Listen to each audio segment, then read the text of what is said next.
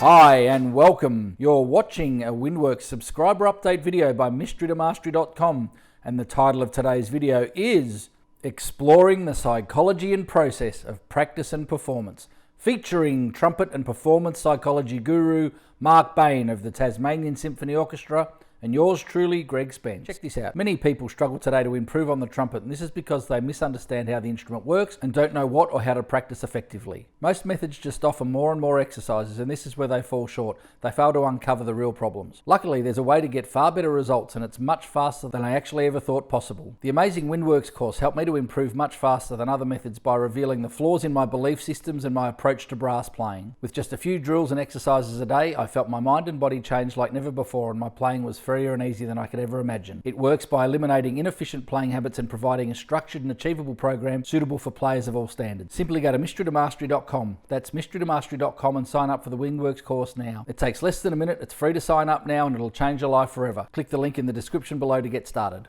So I'm getting my trumpet out and they're playing, and the butterflies are starting to get quite erratic. Don't overblow, Greg. Don't overblow. And I'm just humming, just reminding myself, don't blow harder than that.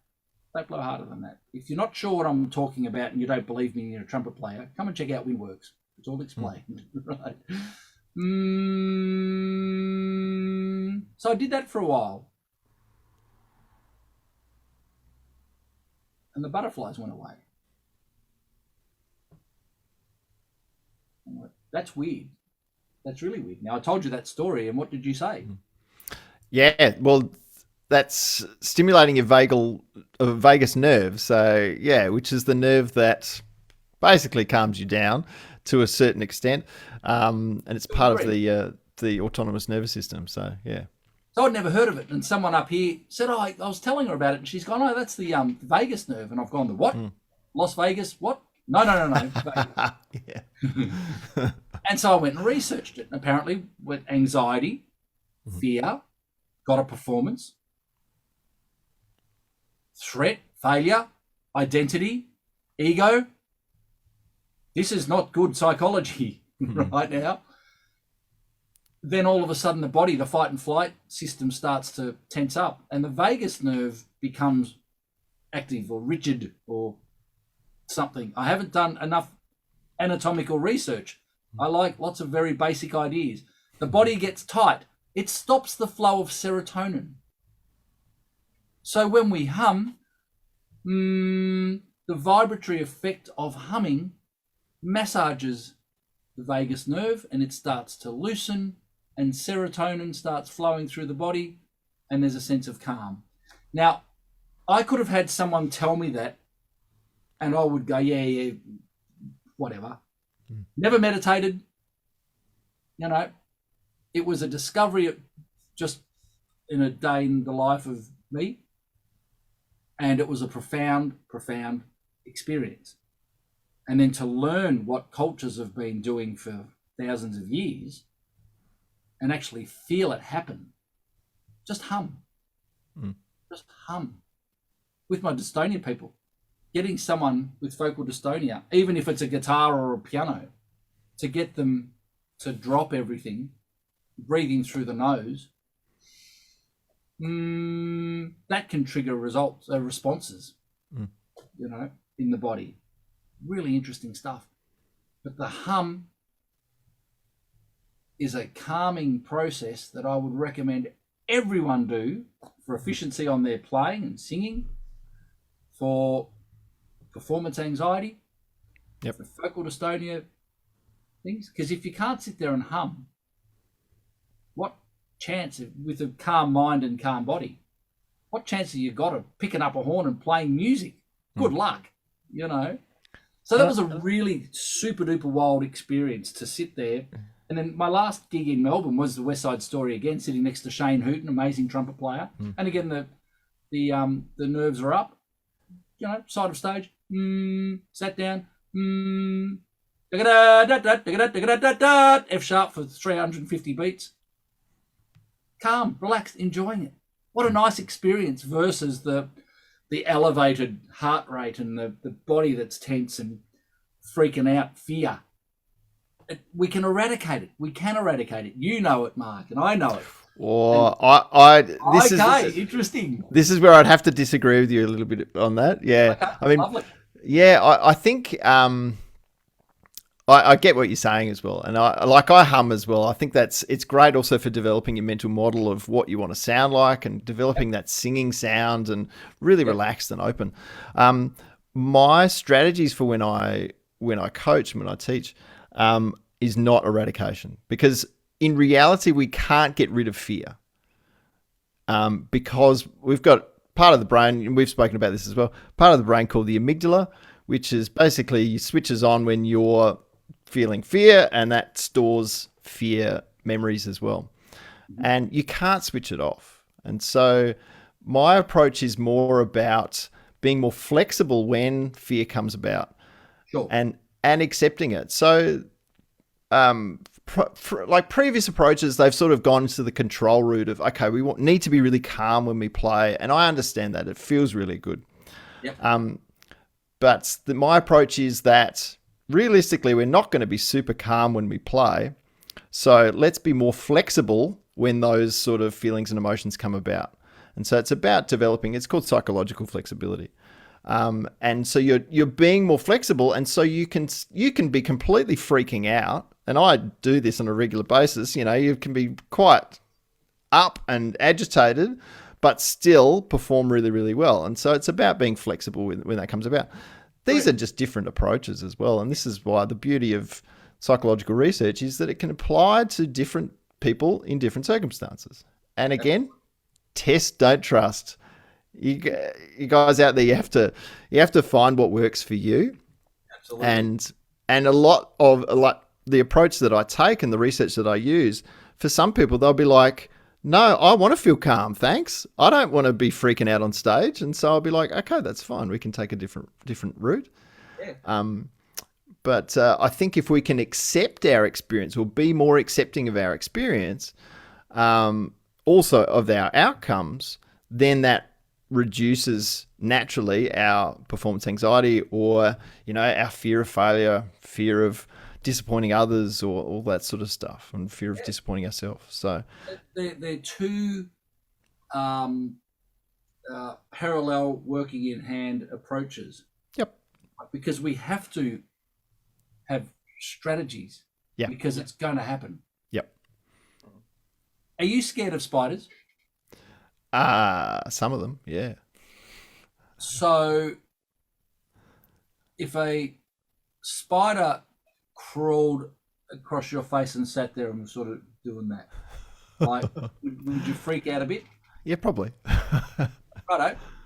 Yeah. Would you? Yeah. Yeah, good. So you wake up in the morning and you got a tarantula just doing that and making a. Oh, that reminds me of a story. I shouldn't say it on here. I'm not even going to say it, but it's disgusting. About a spider eating dead skin on someone's chest. Oh. True story. They heard the huntsman. They heard the crackling. Sorry, I said that out loud. So you wake up, you got a tarantula on your head, and you freak out, and you tell everyone about it. Horrendous experience. You wake up the next day. Oh, stupid damn tarantula again. Wake up the next day. You start looking at it going, are you for real? Next day. Eventually, you're going to wake up expecting a tarantula is not going to bother you. It's there. Yep. But you're desensitized to it. So, my idea, and how realistic it is the point of difference here. We're dealing in a world of realistic, emotionally driven species that we are. We're emotional. We do have human emotions. However, there are yogis that can take drugs and not get zapped out of their brain, and there are mercenaries who can have a match under their hand and not feel pain, right? So do we want to go to that extreme? Well, maybe not. In dystonia cases, we kind of have to, because it's either play or not play. And when their brain has gone, the body is fighting against the instrument. I kid you not. I've seen, and this, there's no issue in the body until the trumpet or the instrument gets involved. It's so freaking powerful. It's unbelievable, right? So where does it start? Does it start the night before you go to sleep and you start thinking about spiders on your face? That's not a good psychology to have before you go to sleep. You have a psychology of, I'm going to wake up, there's not going to be a spider on my face. What does that look like? Oh, that'd be nice. No crunchy crunch on your face. But it's all the idea in the mind. What's happening? What's the reality of the situation? And the reality is that I've got a fear. What are you afraid of? And then we find out what we're afraid of. What can we do under any circumstance? What's 1 + 1 = 3? No. 2. Oh, yeah. And eventually you'll get up on stage at Carnegie Hall and go, it's 2. So until you've had so many experiences under the pump, and so you've got there, you've gone through this process of just performance after performance after, and of course it depends on repertoire. Oh, today we're doing something there's no pressure on me. No drama. All of a sudden you've got the bomb, and it's you. Yep. You know, then the psychology is different. It shouldn't be different. It is different, but it shouldn't be. So it comes back to, what can I do? Can I sit down with my eyes closed and hum? Stillness. Yep. Can I wiggle my fingers around and I tap my foot and I go, yep. Can you pick up a tissue and a visualizer? All day, every day. I could do that on stage at Carnegie Hall. Fantastic. Can you put the mouthpiece where your visualizer was? Yep. Terrific. No sound coming out. That's okay. We won't go down the buzzing, not buzzing thing now. That will be for a different chat, right? Can I put the visualizer on? Am I nervous because I'm sitting on stage at Carnegie Hall and going and putting the lead pipe on? Yep. Okay, so let's go back a step. What I want you to imagine is what it feels like to sit on the stage at Carnegie Hall in stillness. You're going to walk out and you're going to sit there with your eyes closed and you're going to breathe in through your nose and go. People would find that really threatening until they don't. That's like a spider on your face. Sitting on stage, people watching me. Hang on, what's the demand? Well, I got to walk out on stage, sit on a chair, breathe in through my nose, and go. I could find you 1,000 tradies around here that would be able to. I'm going to pay you $1,000 to walk out on stage at Carnegie Hall and breathe in through your nose and do this. They'd be like, yeah, bloody oath, mate, righto. They'd walk out there and go, how you doing? Where's my $1,000? Thanks for coming. So a musician might struggle with that process more than average Joe. Think about that. That's really wild, isn't it? So then what's the expectation? What's the command? How far do we take it back? What's stillness? Can I be still at home? Still mind, still body? Yep. Can I be still in local band practice? Yep. Can I be still sitting on stage with no playing demand? And then as the demands increase, where does the intensity of the fear increase? And it comes back to visualizing, belief, and confidence. So I truly believe in the eradicative approach only because not going down that path with dystonia, I've had so many experiences of people going, I don't talk about it. I'm over it, but I don't talk about it.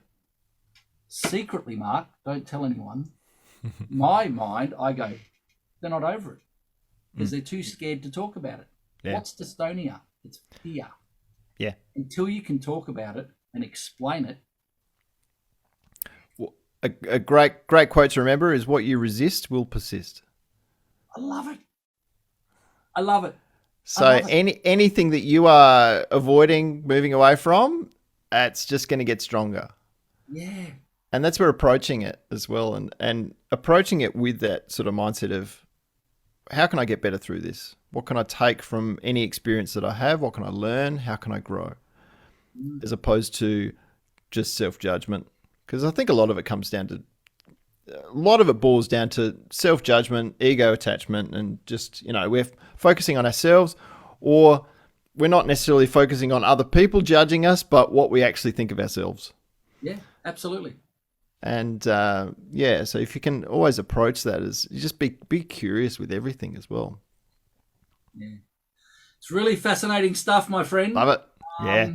It's really, really, really wild. And like I said at the start, the work that you're doing is just so important.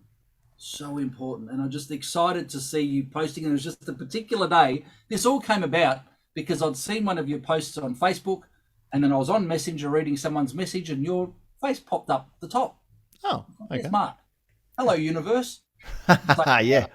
It's funny how that happens. G'day, mate. How you going? Look, love the work that you've been doing. I reckon we should chat. We've got some things in common. Yep. And this is such an important message. And and the dystonia is very, very unknown, unexplained, and it's kind of under the carpet. Yep. People just leave. They get the yips and they leave. Performance anxiety is everywhere, and it's probably not spoken Absolutely. Yet. There should be funding and stuff in orchestras to look after the mental well-being of the performers. Yeah. I mean, that was part of the reason why I started Performance Under Pressure, is that I know what it's like to be really scared on stage and to be freaking out and, just being gripped by fear. And I know, and now having done the research, I really know it affects everyone. Like, rarely do we get people walking on stage feeling really, in control and, focusing on what they value in their music and focusing on producing beautiful sounds and things like that. So I just saw it as an opportunity. Like, in my position, fortunately, I can speak to people and they will actually listen because they go, oh, Mark, he's a professional, so he should know what he's talking about. So I feel like I'm trying to use my voice in a way that's actually empowering other people. And trying to get really good information out, but also trying to break down the barrier of fear and, anxiety with people. And let's talk about it. Let's actually break this down. And, we're all scared monkeys running around the world, basically. That's okay. I'm scared too. God, it's fine. But let's talk about it. Let's break down some of these barriers so that we can all become more fulfilled in what we do. Absolutely. And there'll be people out there listening going, oh, come on, guys, you know, a bit of nervous energy is a good thing to get the adrenaline pumping and get out and give that performance. Neither of us would disagree with that. Word debilitating is my answer to that. If it's controllable and the energy and stuff can be used for good, leverage that. Yep. But if it's detracting from your performance, well, then that's a real problem. Yeah. And that's, I used to have, Sean, sorry, mate, I just saw a message from you. I've had similar thoughts using a practice mute in reference to chops feeling off. It's going to feel different. I like that. Someone practicing totally got diverted then. But thank you, Sean. Good to hear from you.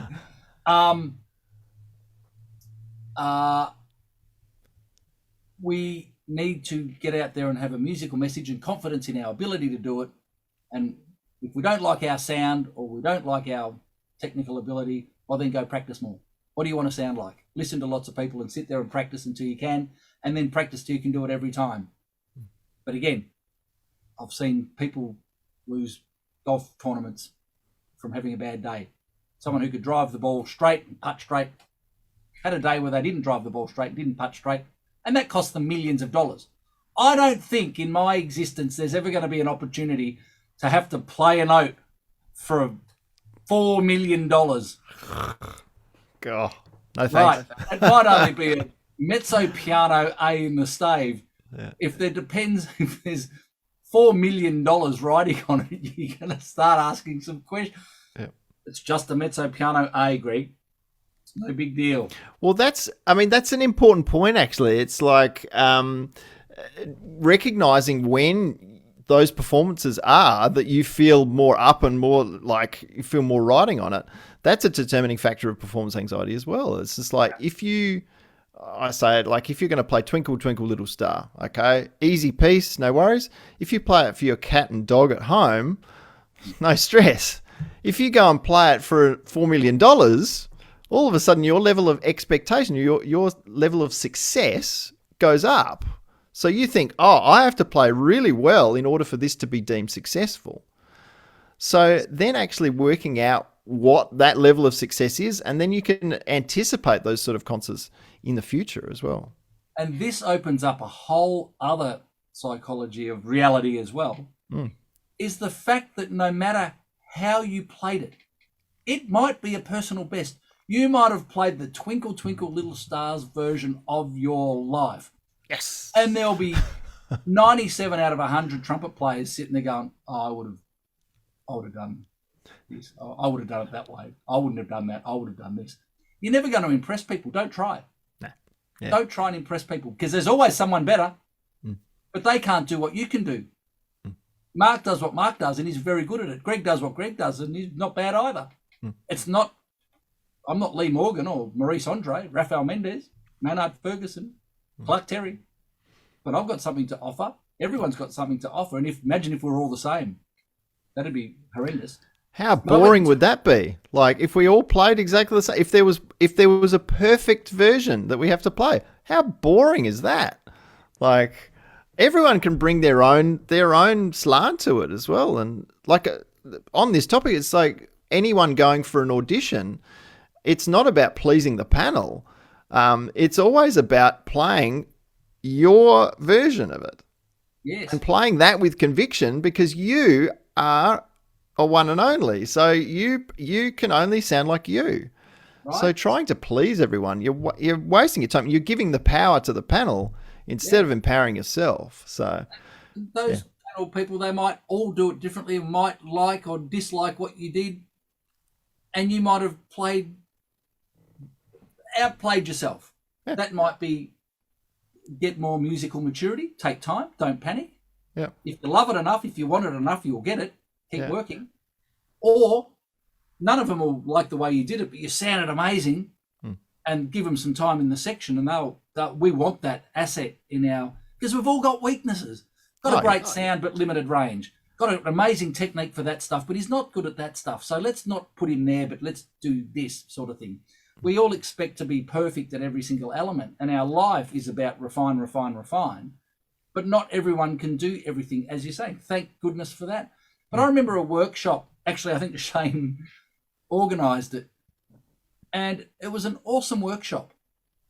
I got lots from it, and I got outside and I heard a group of people going, but it wasn't. He's one of the world's best players. And these little people, just little Melbourne trumpet players that we are, we're, just little guys playing trumpet. I didn't like the way he did that. I didn't. How about, why did he do that? I wonder why that was important to him. What that, and that happened twice. One was an Arturo Sandoval presentation, and one was, I think it was Gary Grant. And I'm hearing, these are the world's best getting up and talking about their experiences, which are 100% valid because it's theirs, right? And I'm hearing these negative comments, and I've gone, that was really profound for me, because I'm having to get up and do these, I love doing it, but getting up and doing masterclasses at universities and Midwest Clinic and ITG and whatever. People are going to disagree. People are not going to like it. Some will. I like them. Some won't. Okay. And then the people that I really like will say, I didn't like that because. Because, yeah. And then the conversation starts. Yeah. Those conversations don't take place, but they're the important ones. I would get you to consider, There's the line. I would get you to consider. I like the way you're thinking about that, but I would get you to consider such and such. And that's where serious change happens. And we're in the business, you and I, of asking questions, challenging norms. Yeah. And you're going to get resistance, but we can't be concerned about resistance because we're both on a mission to help people, because the norms aren't helping particular people. There's got to be alternative strategies. Absolutely. Yeah, absolutely. And I definitely think there's nothing wrong with liking or disliking something, but yeah, if you don't like something, I think asking more questions and saying, gee, what don't I like about it? And generally it's like, I hear a lot of students, they say, oh, I just didn't like it. I'm like, well, that gives you zero information, like yourself, but also if you're commenting on someone and you say, I don't like your playing. I mean, how does that help them improve? And also that gives you no information to dig deeper and find out what you actually didn't like. Yeah. So by really digging in and saying, what was it that I didn't like? And even asking questions, like you said, like if you've got world-class musicians there, ask them questions and find out what their reasoning behind their version is. Once you understand that, then you can say, okay, I see their perspective. That's not for me. They're still great players, but it's valid. Yeah. And it's, I think those players, you can take it or leave it, that's fine. But those great players, they play with such conviction because they believe this is how it should sound. This is my version. Bam. Arnold Jacobs says it as well. It's like, make statements, don't ask questions. Love it. And the great musicians, they make statements all the time. They say, this is my version. Now, I don't think I've listened to any single musician and gone, I would take 100% of them. There's always going to be stuff that is not you, and that's fine. Yeah. But then taking bits from them and learning and trying to incorporate that into your own playing, but also being curious of the stuff that you don't like, and that can also inform your future decisions. And you be like, oh, I didn't like how they played that, so I'll try something different. Right. But again, digging deeper into this sort of stuff and leaving the surface level stuff. And as you said, Greg, with teaching and coaching, it's all about, like, I ask my students tons of questions to get them to find out what their purpose is and what they really want to do and what they want to sound like. Not me, what they want to sound like. Yeah. So, because at the end of the day, my sound concept will be different to yours, which will be different to everyone else's. That's not good or bad. That's just how it is. Just the reality of it. Absolutely. Yeah.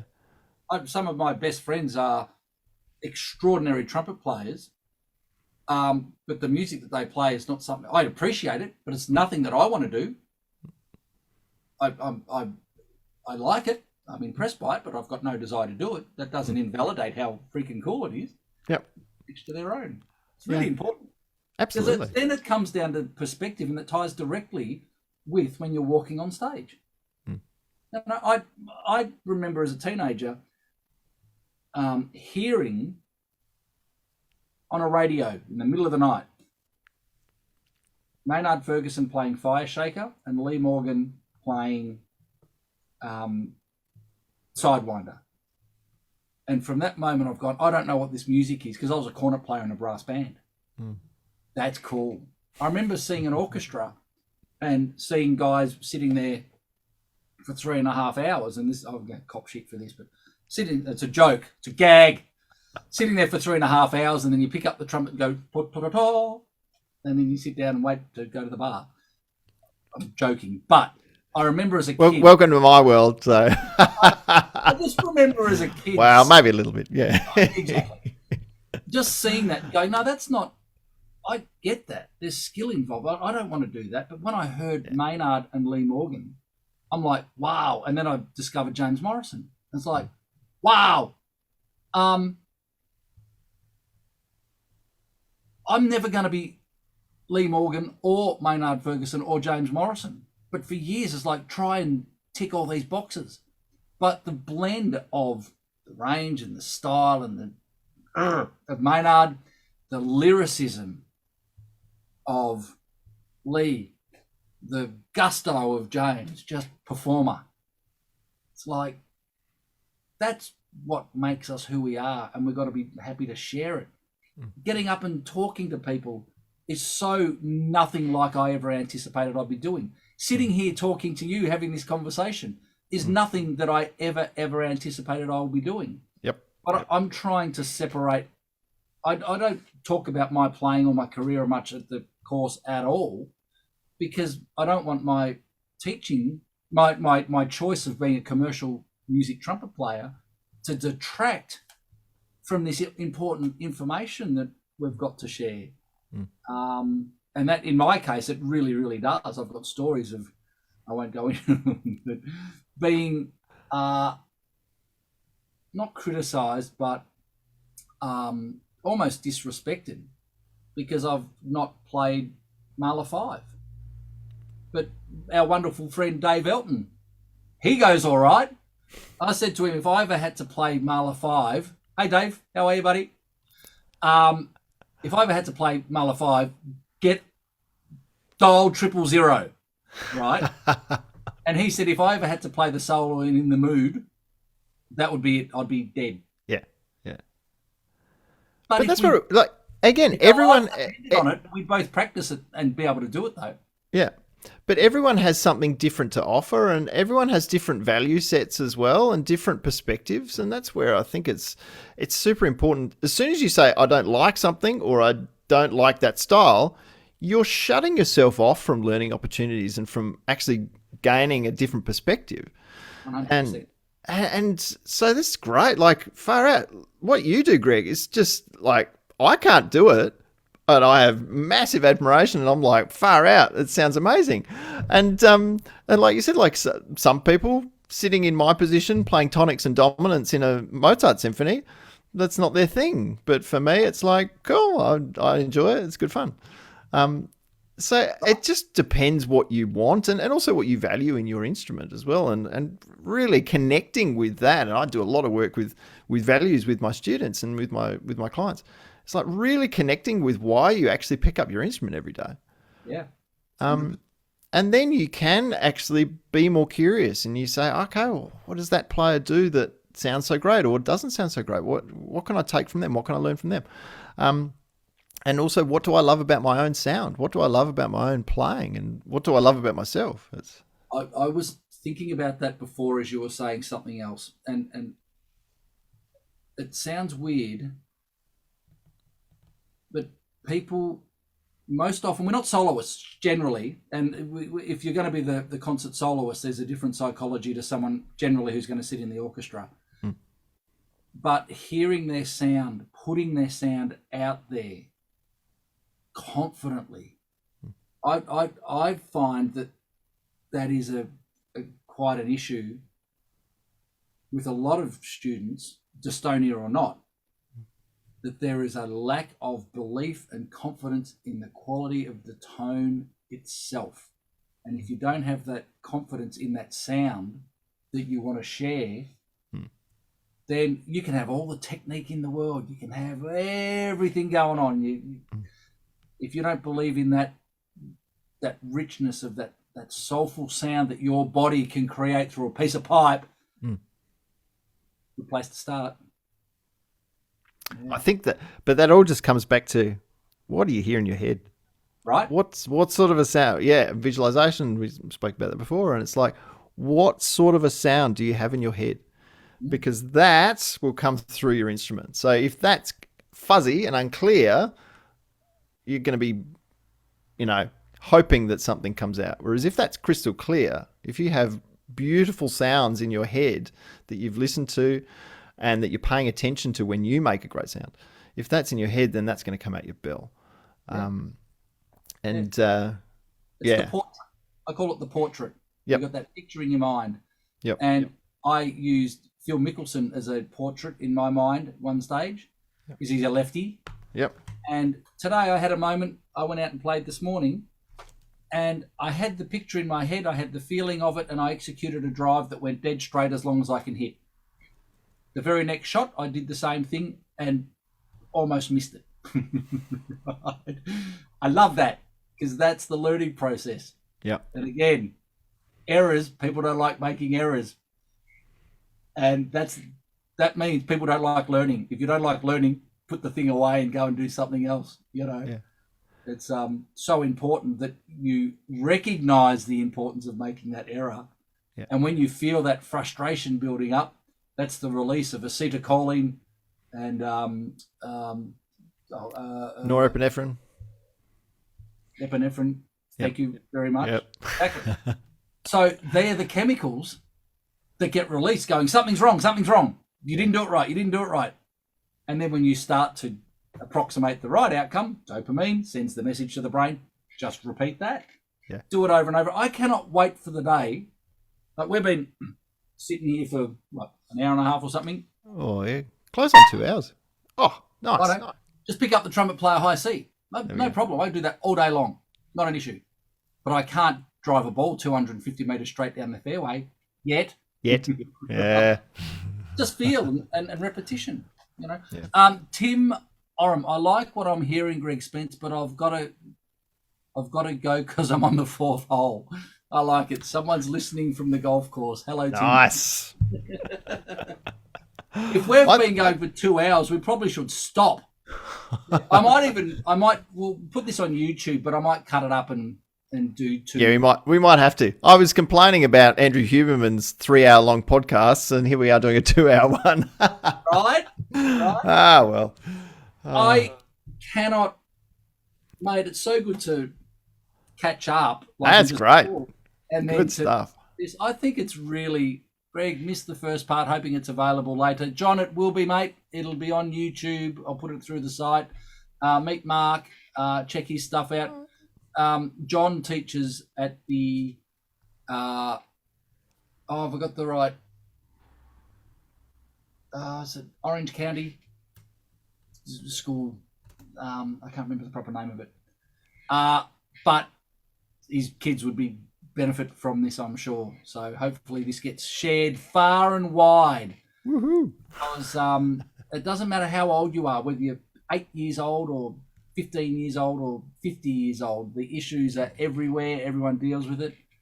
And as we've said over and over, it's so important that the conversation happens. Absolutely. Yeah. And there's no shame.